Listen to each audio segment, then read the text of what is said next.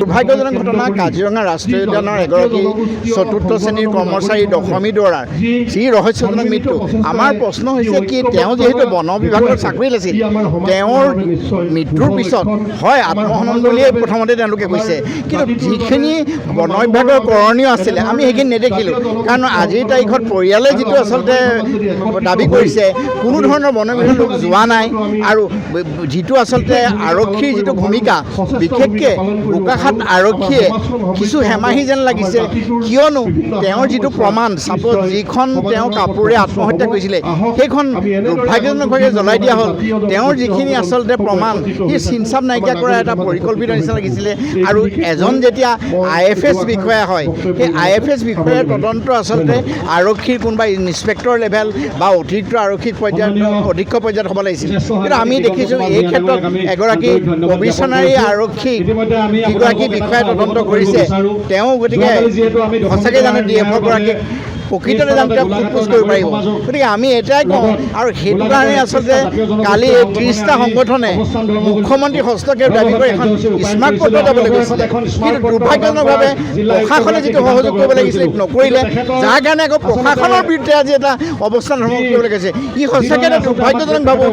আমি এটাই ভাবোঁ যে এইটো ক্ষেত্ৰত মুখ্যমন্ত্ৰী হস্তক্ষেপ কৰি পৰিয়ালে যাতে ন্যায় পায়, আমি তাকেই আচলতে মুখ্যমন্ত্ৰীৰ ওচৰত হেৰি কৰিছোঁ, আহ্বান জনাইছোঁ। প্ৰথম কথা, দশমী দুৱৰাৰ যিটো মৃত্যু, এই মৃত্যুটোক কেন্দ্ৰ কৰি আমি কৈছিলোঁ যে এই মৃত্যু কেতিয়াও আচলতে আত্মহত্যা নহয়। সমগ্ৰ বিষয়টো লৈ আচলতে ৰহস্য ক'ৰবাত আমি গোন্ধ পাইছিলোঁ। সেইবাবে আমি সমগ্ৰ গোলাঘাটৰ জাতীয় জনগোষ্ঠীয় দল সংগঠনে একত্ৰিতভাৱে উপায়ুক্ত মহোদয় প্ৰথমৰ পৰাই আমি স্মাৰক পত্ৰযোগে হওক বা বিভিন্ন আলোচনাৰ মাধ্যমেৰে হওক কৈ আহিছিলোঁ। আমি নাগৰিক সভা ইতিমধ্যে গঠন কৰিছোঁ। গোলাঘাটৰ কেইবাটাও জাতীয় জনগোষ্ঠীয় দল সংগঠনে একত্ৰিতভাৱে আমি যোৱাকালি প্ৰতিবাদী কাৰ্যসূচী ৰূপায়ণ কৰিছিলোঁ। কিন্তু দেখিলে আপোনালোকে যোৱাকালি যিটো প্ৰতিবাদী কাৰ্যসূচী কিদৰে সমগ্ৰ গোলাঘাট প্ৰশাসনে ভেঙুচালি কৰিলে।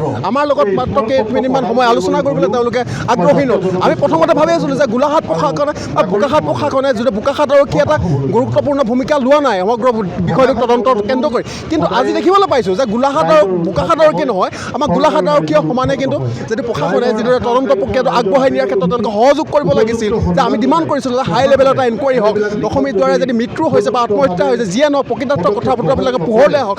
DFজন ইতিমধ্যে তেওঁক অভিযুক্ত বুলি আমি কেইবাটাও প্ৰমাণ দিছোঁ। ইতিমধ্যে বোকাখাত আৰক্ষী সমগ্ৰ কথাবিলাক ইতিমধ্যে আপোনালোকে গম পাইছে যে DFজন তেওঁ ছুটীত বা বাহিৰত ঘৰলৈ গৈছে। এতিয়ালৈকে DFজন তদন্তৰ আওতালৈ অহা নাই।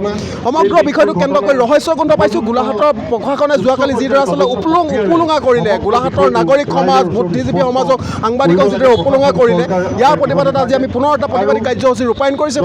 আমাৰ স্পষ্ট কথা, মুখ্যমন্ত্ৰীয়ে যেতিয়ালৈকে সমগ্ৰ বিষয়টোক হস্তক্ষেপ নকৰিব, হাই লেভেলৰ এটা এনকুৱাৰী তেওঁলোকে নিদিব, CBI লেভেলৰ এটা এনকুৱাৰী নিদিব, দশমী দুৱাৰে প্ৰকৃতাৰ্থ যেতিয়ালৈকে ন্যায় নাপাব, আমাৰ এই গোলাঘাটৰ পৰা নাগৰিক সমাজৰ জাতীয় জনগোষ্ঠীয় দল সংগঠনৰ যি প্ৰতিবাদী কাৰ্যসূচী ধাৰাবাহিকভাৱে নিৰবিচ্ছিন্নভাৱে চলি যাব লাগিব। আমাৰ এটা মূল দাবী, দশমী দুৱাৰে প্ৰকৃতাৰ্থত সঁচাকৈয়ে ন্যায় পাবই লাগিব। আমি চাওক, প্ৰথমে ভাবিছিলোঁ কেৱল DFজনক বচাবৰ বাবে আৰক্ষী প্ৰশাসনেহে উত্থপ লগাইছে, কিন্তু আমি যোৱাকালি যি ধৰণৰ আমাৰ আয়ুক্ত মহোদয়ৰ যিখিনি কথা বতৰা, যি ধৰণে তেখেতসকলৰ আয়ুক্ত অফিচৰ ব্যক্তিসকলে অংগপংগসকলে যি ধৰণে আমাক ব্যৱহাৰ কৰিলে, তাৰ পৰা এটা কথা আমি স্পষ্ট হ'লোঁ যে আয়ুক্তজনো ক'ৰবাত নহয় ক'ৰবাত জড়িত হৈ আছে এটা IPS APS লবিত, য'ত DFজনো অন্তৰ্গত হৈ আছে।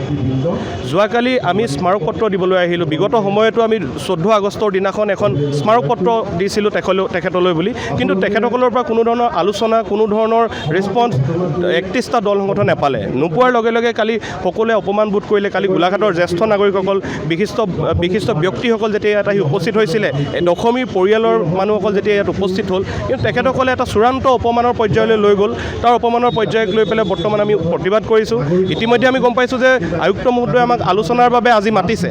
যিকোনো খবৰৰ বাবে যোগাযোগ কৰক 7099017330 লগতে 7099017110 নম্বৰত।